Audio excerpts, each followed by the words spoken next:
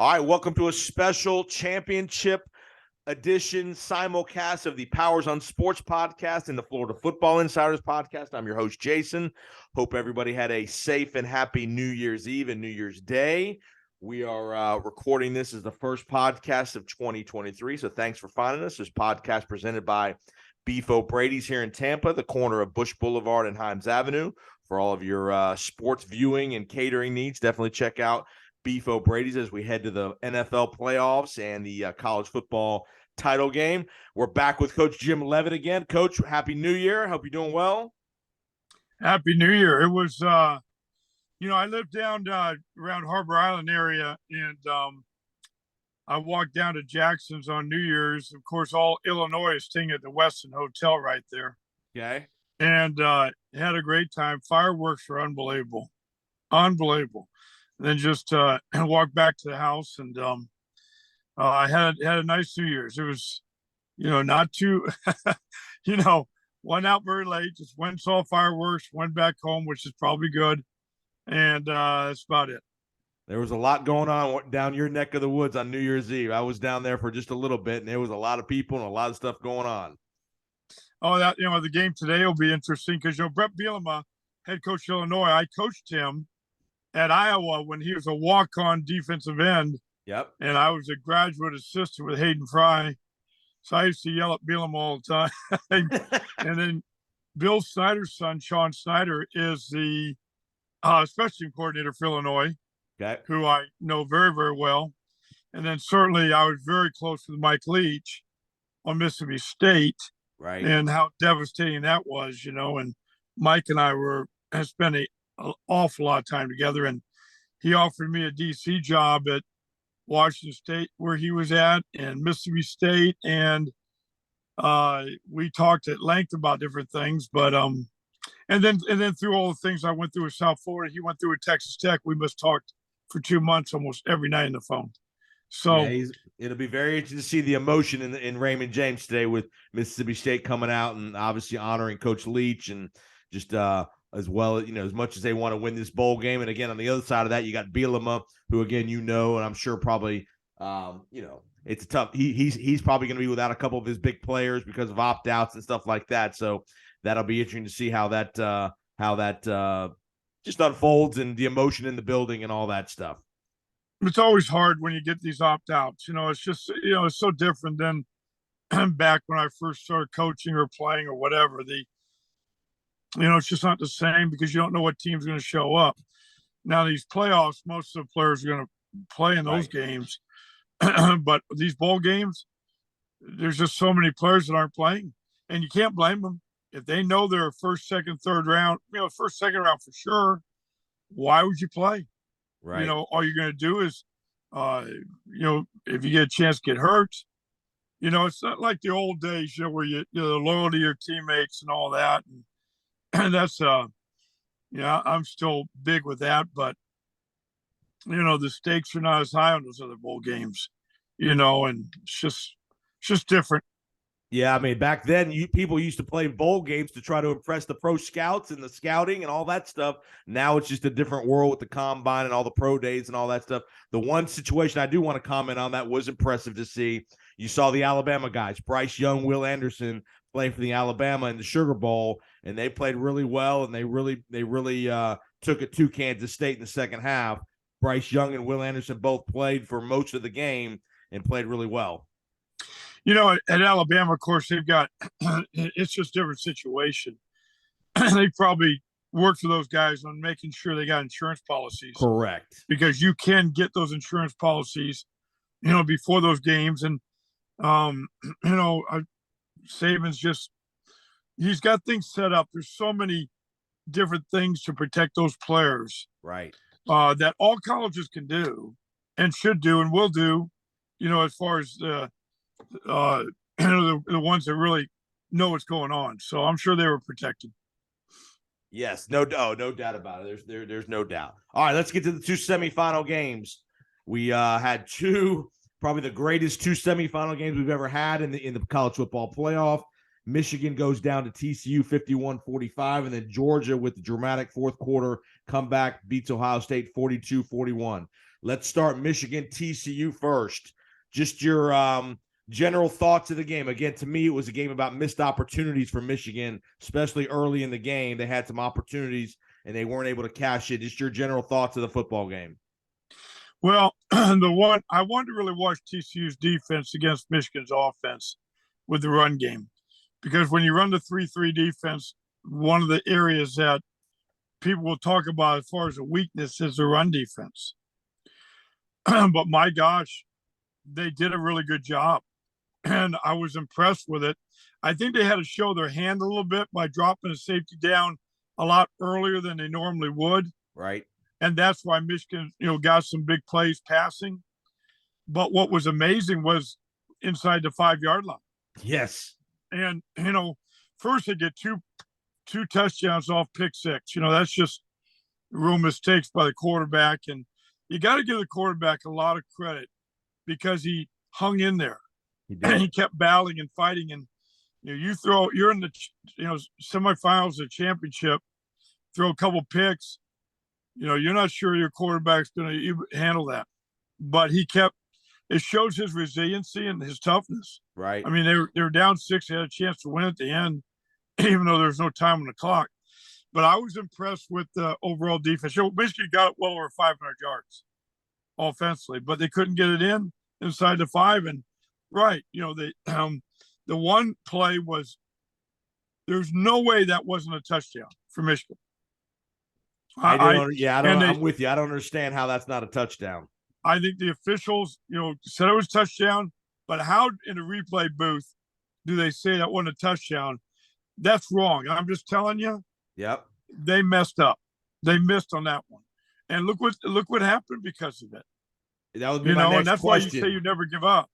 And they fumbled, they slid the handoff through the up back, the fullback, and they fumble it. And are you a fan in these big games to put the ball in guys' hands that are not used to handling? That fullback, he's a linebacker by trade. He comes in for goal line stuff. Or would you rather put the ball in the guys that are used to handling it? Your power back, whatever it is, whoever that is. That I was a little surprised they put a guy in the game that handled the ball it's not used to doing it very much. Well, when you look at the replay, it looks like the quarterback slid the ball through there. I don't know that exchange. Maybe he's supposed to grab that ball. Right. Jim has done that in the past. He had a linebacker at Stanford that he played at fullback as well. And I think Jim tries to outthink people on that stuff. And obviously he's going to have to live with some of the decisions that were made in that game offensively, because why you do that reverse pass. The Philly special on the first drive. The first drive of the game, you get cute. We talked about it last week, that teams would open up their playbook and pull out all the stops. To me, if you're Michigan, you're known for running the ball. If you're gonna go for it there, pick your 1 or 2 best running plays behind your All-American offensive line and go run the ball at them.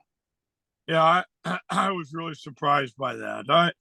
I didn't understand. They end up having more success with the quarterback running the ball at the end of the game, right? With against TCU. But it was beyond. I don't know. I know right now he's kicking himself. I'm sure. Why do we do that? I don't know. And Jim will take that stuff personal. Yep. And he knows he had a real shot at this whole thing, and it's hard. It is. It's a brutal ending to your season. I mean, TCU's a good team. They were able to run the ball, pretty well, and then they've got the big receiver that is really hard to match up. I was a D coordinator at SMU with Sonny last year. We played TCU. Right. So I had to line up against that receiver, and I lined up against that quarterback, and all of them. We ended up beating TCU at TCU. Right. But it was what a challenge. And we end up playing really good defense in the second half, especially fourth quarter. But I didn't think we were a better team than TCU. We just won the game. But I don't know. It's who's really the better team. I don't know who's the better team with those two teams. I mean, Michigan made so many mistakes. It was one heck of a game. But for Michigan to keep fighting and battling was impressive. It was. It was the hard part of that game. If you're Michigan, is you could never get all the way back. You always were down 4, 7, 11, 12. Right. Then you got to 8. You could never finally get over the hump and take the lead. And you know this. It's just sometimes your kids just run out of mental energy to do that when you're constantly behind the entire game. They got burned a couple schematically for you. Michigan got burned twice on 0 blitzes. They went full-blown 0 blitz. You missed one tackle, and it's off to the races. And TCU went off the races, I think, a 75-yard touchdown on a 0 blitz on 3rd and 6 or 7. Yeah, it happened twice in a game that, and you can always second guess that, but they probably ran a bunch of 0. They were trying to make the big play. They were, and that's the defense that's given up 13, 14 points a game for the whole year. Right. And what a great job their D coordinator did. But you're going to have some calls you make that they're tough. I was kind of surprised they went 0 in the middle of the field or on the other side, but man, they were trying to get that ball back. And TCU's got a good offense. They've got some good players. Running back's good, receiver, quarterback's good with the run game. I was going to mention that too. The run game of Duggan is always a factor for them. Right. And, the quarterback of Michigan, had a lot of yards rushing. But, yeah, you're going to, I know the DC, he I'm sure he feels like he didn't do well. Right. Gave up almost 500 yards and, a lot of points. Of course, 14 points for on the offense. The pick sixes, right? And and what happens is, Coach, when you're down 21-3, you can't be as patient with the running game, which is your bread and butter, the physicality of the game. It's hard to wear out TCU, and I thought TCU held up pretty good physically in the trenches. Yeah, they really did. It's just a year of TCU. They got and they did some really good things for transfers in the portal, and they had a lot of people back, from a year ago, and TCU just they've won all the close games this year. I know they got beat by Kansas State in the championship game, but for the most part, they've, how they beat Oklahoma State was amazing. Right. How they even got to where they are is remarkable. And here they got a chance to win it all, if they can beat Georgia. And we're going to talk about that in just a couple of minutes. So TCU advances 51-45 over Michigan out of the Fiesta Bowl. Now to the Peach Bowl. What a wild finish in Atlanta. Georgia 42-41. Georgia down 38-24 going to the fourth quarter in big trouble. I mean, they settle for a field goal. Give Kirby Smart credit. He was down 14 in the fourth quarter, and he kicked a field goal when he could have gone for it 4th and 7 or 4th and 8 from the 8-yard line. He ends up kicking a field goal to stay in the game, to extend the game. But just your thoughts on the Georgia-Ohio State game, just overview. Well, like you said earlier, those are probably the 2 greatest games ever going to a championship game. I mean, nobody thought the Georgia-Ohio State game was going to have the same type of game that the TCU game was, with Michigan. But it did, and maybe more. Yeah. I mean, Ohio State dominated, it seemed, that game throughout. Yep. And I thought for sure Ohio State was going to win that game. And could have with they had the missed field goal. I don't know, who's the best team in the country? Is it Alabama who ends up beating Kansas State? Right. I said this a number of weeks ago with you, and I'm not so sure Alabama shouldn't be in there again. I know. Kansas they lose State, 2 games by 4 points on the last play of the game both times. I mean, and Kansas State beats TCU, and here Alabama gets after Kansas State. Right. I just, and they say, oh, you go to 12-team playoff, it's going to help. Who knows? I don't know. It's all about money anyway.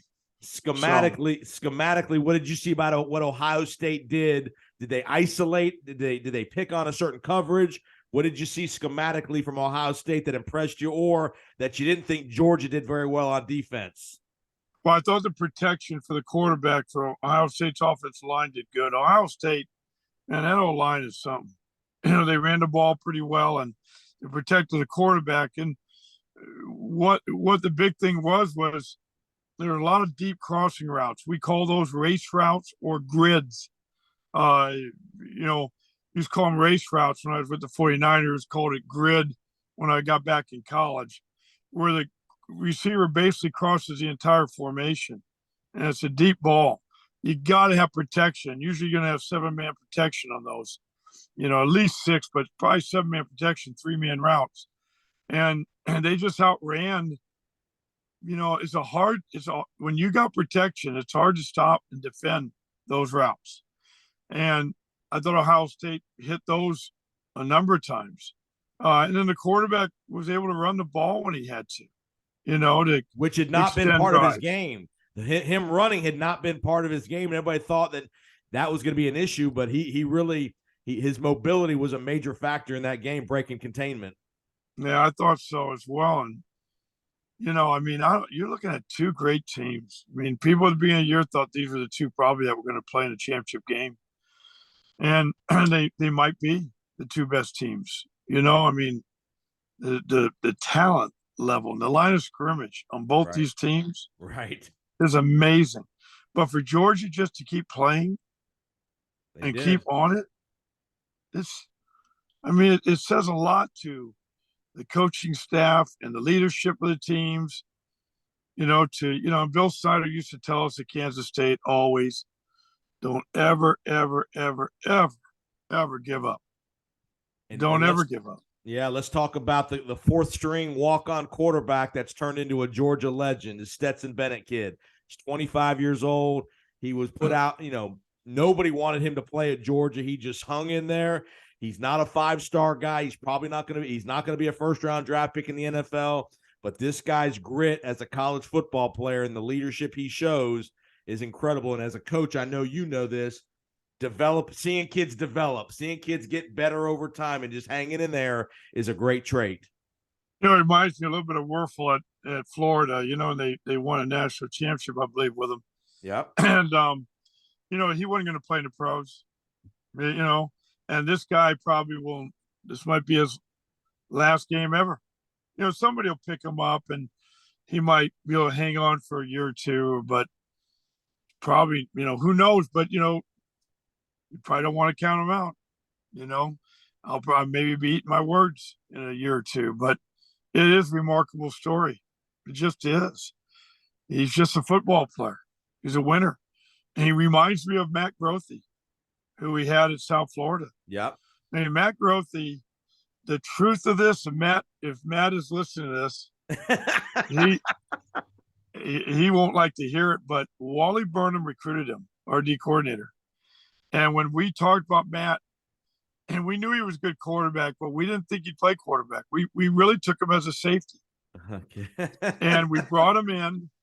And, our staff fans, me and Wally talking, we thought, we didn't think he'd have great speed, but we thought he'd be a good heady ball player and might be able to play some safety. We didn't – Central Florida recruited him and us, really. It came down to just that. And Wally really liked him a lot. I liked him. I went and saw him a bunch, but Wally loved him.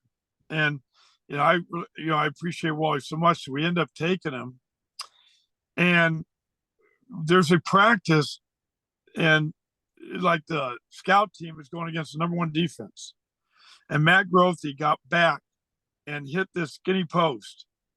One of the best throws I'd ever seen to score on our defense. I'll never forget this. I went up to Matt and I said, Matt, you are never going to play anything but quarterback. I'll promise you. And from then on, all he did was lead our team to so many wins. He was so tough.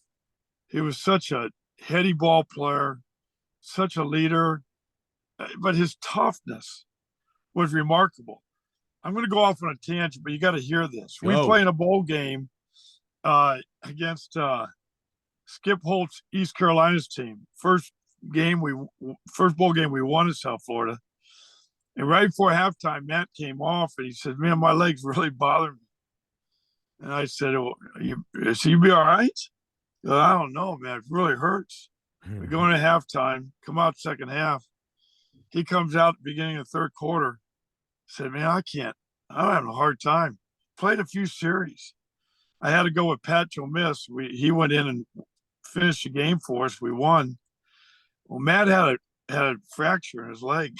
It was Jeez. it was a fractured leg, and he played like a quarter and a half on it. Wow. I mean, the guy was so tough, So that's what this Georgia quarterback. He's just tough. He won't give up. He wills things to happen, and we'll see what happens in the championship game. Were you surprised that on the last drive by Ohio State that they didn't really attempt a whole? I mean, they went for a big play. They got the ball to about the 32 with about 20 seconds left, and they didn't really try to get another 7 or 8 yards, and they end up making the kid have to kick a 50-yard field goal, basically to win the game. And obviously, the kick was no good.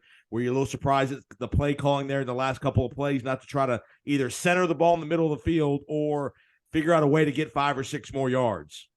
Yeah, I mean, it would have been nice, obviously for the kicker. And, I don't know what the thinking was behind all that, whether they just didn't want to, they wanted to give him a chance, felt good about the kicker, and maybe they felt good at the hash that they're on and all those things. I don't know all that background. Obviously they should have, because he didn't make it.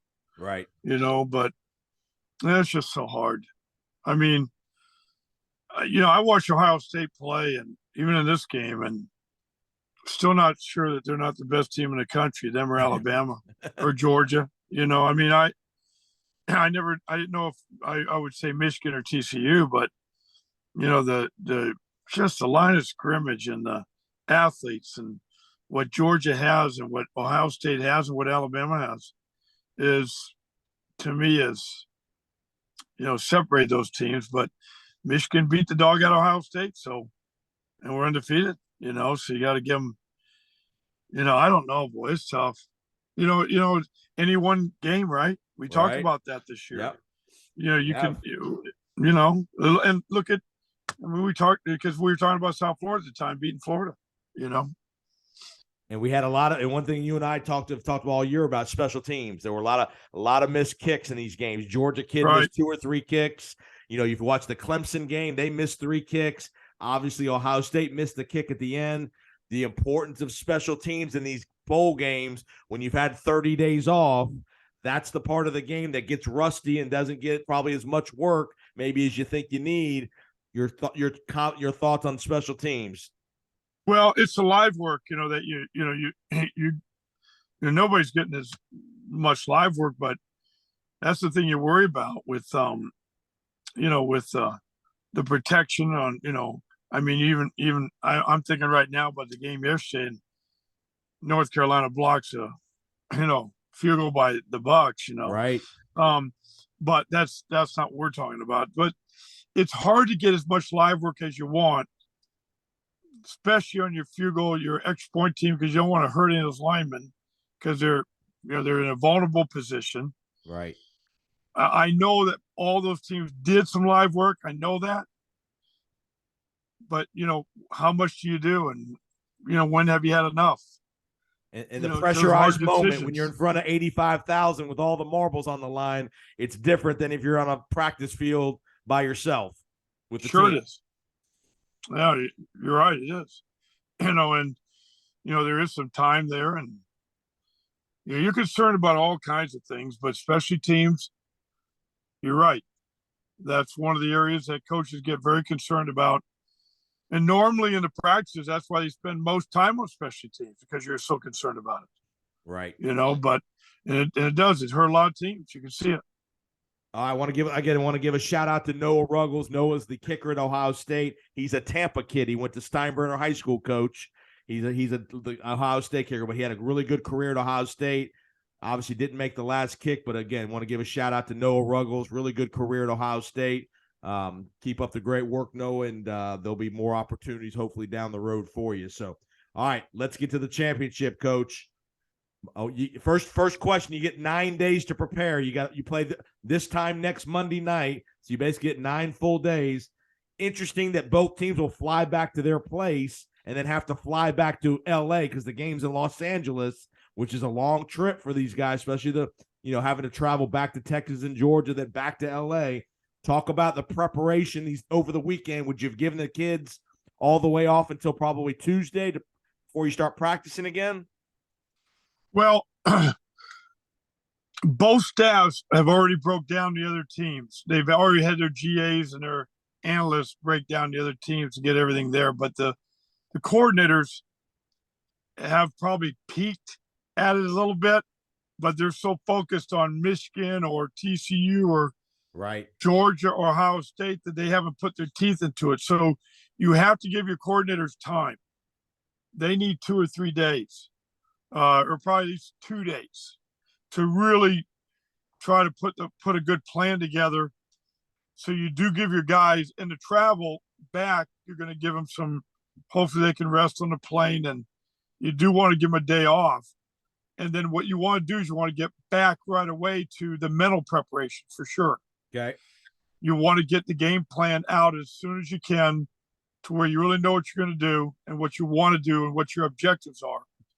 And then you're on the practice field and you're probably not going to go full pads at all. Right. Probably just helmets and, maybe just spider pads or whatever they call them now. Sure. Because you've had a long year, bodies are really beat up. You got to get your players back there close to 100% as you can. That's critical. So most of the work is going to be 2 things. Do a little bit of running, as soon as you can. As soon as you get your players back there, run them a little bit. And make sure the linemen are running enough, because your receivers and DBs they're gonna run a lot anyway. And that also helps kind of just get your body back and get them in the film room. Watch, really study the team you're going to face. And then most of your work is going to be with scout teams, Now you as the head coach, as your coordinators are doing their work, as you as the head coach, are you going to call your buddies in that conference and say, hey, give me 2 or 3 things that they really like to do formationally or blitz package or red zone stuff? Is that where you're going to kind of make some your phone call to your buddies in the business that maybe play against Georgia, play against TCU just to get a couple of nuggets? Those phone calls were probably already made last week. There's 4 teams left. And depending on who, one team would have to have calls about, 2 other teams. Right. And those calls already were made, I'm sure. Are there going to be more calls made? Yes. And yes, I would. A couple people you trust, to kind of get an idea. But, those calls are already made. And hopefully your analysts, that's why these guys, a lot of these analysts are some retired great coaches, right, that know what the hell they're doing. And they're probably really helping with putting those plans together. And if you've got some really good analysts, man, they're worth their weight in gold. They really are. Because a lot of these guys have been around a long time. Georgia's got them. Yep. I know a couple of those guys. And certainly all these staffs, man, when you're a high power staff, you got analysts, big time analysts that are there. And that really, really going to help that process. Well, TCU is going to take the David versus Goliath attitude. Nobody in America thinks TCU can win a second huge game like this against the big bad bullies of Georgia. How do you, if you're TCU, if you're Sonny Dykes, how do you approach this emotionally and mentally with your guys? Do you play up we're the David versus Goliath, or you just say, you know what, damn it, we're as good as they are? We're as good as they are. We just played Michigan, who's got one of the best run offenses in the country, and we basically handled them. And Georgia's going to have to play up to our level. We've got explosive players all over the field. Our defense is different than what they've seen. I don't think anybody in TCU, you get to this point, so I don't know if there's a David versus Goliath. The thing that I'm going to be excited about TCU is I'm more towards the West Coast than Georgia is. I'm at least getting Georgia out of the Southeast, put them Right. all the way out LA. I'm thinking it ain't going to be easy for them. That's a long ways from one coast to the other coast, and I'm hoping that's going to have a factor. And they just got done playing in Atlanta, Right. Home game. and Home game. that I think at TCU you're going to have I think a little bit of an advantage, where you're located, getting out to LA. Will the bowl game require them to be there a certain day? Will they wait till the weekend to travel, or do they have to be there probably by Wednesday or Thursday for media stuff? Well, most bowl games will give you options, where you can come in one day or the next day. Okay. With whatever your team is. I don't know. I would imagine, and I don't know this, but I would imagine they'd have an option of staying one extra day or coming in. I imagine each team's going to have a certain day you have to be there, right? Because there's certain festivities that your media both teams going to be involved with. Yep, media day, all that stuff. But I will bet that you have an option of getting in one day or the next day, and I don't know what each coach is going to want to do as far as that goes. Now, are you going to prepare I mean, I know obviously it's the ultimate. You're playing for a national championship, and I get it. As a coach, the danger is can you over prepare for a game like this, or do you try to stay in the same routine as a coaching staff that you've done all year long? Or do you say, you know what, I don't give a damn, I'm staying up all night long, whatever we got to do? Well, I think that you probably try to stay in a routine that you can. I coached in the Super Bowl, and we had 2 weeks to prepare for the Ravens. And I'll not forget, my scouting report for the linebackers was 16 pages, but it was mostly some drawings and some. It wasn't just all to where they had Pat Willis and Navarro Bowman and those guys, but it's hard to keep an exact routine. You can within your system, but it's a championship game. You're going out to LA. There's different geographically. It's different, but as much as the same routine you've had, with your strength staff and those people, you're going to keep. I would imagine. Last question, I'll get you out of here. Talk to the audience and the fans and other coaches that are listening. Talk about the thrill and the adrenaline and the anxiety, or whatever, all the things combined when you're in a winner-take-all championship game, whether it's an NFL playoff game, a game like this where it's a national championship game. Just talk about this is what you do coaching. This is why you're in this profession, right, Coach? I mean, the thrill and the intensity and the adrenaline and the winner-take-all scenario of a game like this. For me, and all I can do, the only experience I can talk about is coaching in a Super Bowl, and which is pretty big.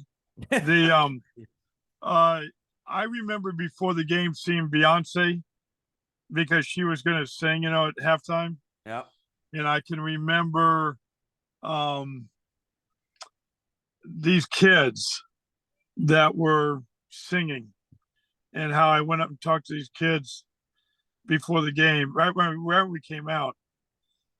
Other than those kind of things, when the game started, nothing changed for me. Okay. It was, you want to win this game, and the best. And I remember feeling like the best thing I could do is to be relaxed and not to be uptight, because for me, Vic Fangio was our D coordinator, and he made calls. I'm the one that talked to Pat Willis, or I either did it through the mic or through signals, hand signals. But I just wanted to make sure that I relayed the right things, and that the adjustments I had to make for those guys was good. And I just wanted to make sure as a coach that I was as relaxed as I could be. Did not want to be too tight. Because it allows you to think. Really important to me. It allows you to think clear when you're relaxed. You can think clearly. You don't get, I won't say desperate, but you don't do stuff that's out of character from a call perspective and things like that, probably, right? Well, that's just how I thought, I wasn't the head coach. I wasn't Jim Harbaugh. Right. I wasn't the D coordinator when I was with the 49ers. I was coaching the linebackers. But, you know, I mean, the game came down to the last play of the game, and we've already talked about the horrible call the official made on the Where's the on that flag, pass Coach? play. We're still looking for the flag, Coach. You need to look back to that play. You tell me. I remember it. Oh, I watched it. I remember the play in the end zone with Crabtree. I remember. The guy wrapped his arm right around Crabtree. It was an easy call to me. So anyway, but you know, you want your guys to play at the highest level they can play. You want them to, you know, I think it's so important to have them not be too tight. And where's that line? And how do you do it? That's, you know, that's a good question. And the last thing is officiating. That could be a factor in this game. These are going to be officials that haven't refereed these conferences this year, most likely. It's probably going to be a neutral conference officiating crew. So, again, you hate to say it, and these are the best of the officials. We get it, but it's still the officiating can play a role in these games and how you coach it and how you adjust after a call that you either like or don't like. A prime example. Do you remember the TCU game with the was it the spearing at the end? Yeah. The no call. They overturned it. You tell me if you're being consistent, and we've seen that call a few times. That was called. Yep. And if you put up that same play with some that are called, not called, I'll promise you they missed that call. Right. His head was down. He hit with the crown of his helmet right through the other guy's helmet. Yep. Yeah. And I believe strongly that they just felt like, I think it wasn't about the play. I think they realized that, hey, TCU won this game. Let's just move on. And they would have had to eject the kid for the half of the next game. That's the other part too. I find it hard to believe that those thoughts weren't going in the mind of the person that had to make that call. Right. Because I'll promise you that's going to be brought up, and they're going to show calls of, of the same thing. That was the other way. Right. Well, Coach, great work. I really appreciate it. Enjoy the week. Enjoy the championship game. And we'll talk one more time next week after the championship game to wrap up the college football season. Great job, Coach. We'll see you next week, okay? All right. Sounds good. Have a great week, Coach. Powers on Sports and Florida Football Insiders Podcast. We'll be right back.